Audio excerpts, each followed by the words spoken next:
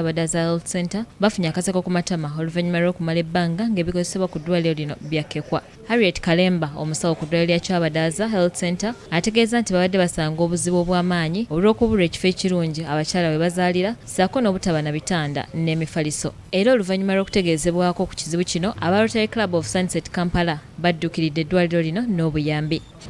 Tweyanza nnyo bannaffe okubeera nga mwatukoledde omulimu guno ogw'ettendo, twasiimye nnyo era n'abakyala bwe bajja basanyuka mubalaba nga musawo mwatukoledde bano bagamba musawo ye mwatukoledde bagamba bange Mukama yatukoledde naye nga twasiimye nnyo bannange. Ssentebe w'eggombolola y'e Budde mu disitulikiti y'e Butambala Ali Mwagalanyi ategeeza nti aba Rotary Club of Sunset Kampala babayambye kubanga eddwaliro lino libadde mu mbeera mbi nnyo n'asaba gavumenti okubawa ebikozesebwa gamba ng'eddagala. Naye maternity ward eyo ebadde erina ebintu bingi nnyo ebibulamu ate era nga n'embeera yaayo yeetaaga okutereezaamu naye bagitutereezezza bulungi, bagivanishinze bulungi, bagikubye langi, batuwadde ebitanda, batuwadde emifaliso, batuwadde gloves, batuwadde ebikozesebwa byonna mu maternity ward ebyetaagisa byonna.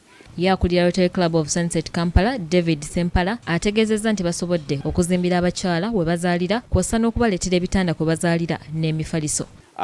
Ebintu bino bye tubawadde babikwata bulungi, ekizimbe tebakyonoona n'ekirala ebintu bye tubawadde babikwate bulungi baleme kubitunda babiwe abantu be tubawadde kuba ffe tubiwadde bya bwereere ababisonze ba Rotarian. David Sempala agamba nti kino bakikoze okuteeka mu nkola ekiragiro kya Ssaabasajja Kabaka eky'okuyamba abantu abali mu bwetaavu n'asaba bannarotary yonna gye bali okuvaayo beetabe mu nteekateeka zonna ez'Obwakabaka. Ambulance wano tewali, omukyala ayinza okufuna wano complication mu by'okuzaala ng'alina okugenda mu ddwaliro eddene ate n'aba nga talina ntambula emutwalayo. So twandisabye nti government ne Ministry of Health zandibadde zeeyongera obuyambi wano naddala mu by'entambula transport, kubanga transport kintu ky'amaanyi nnyo.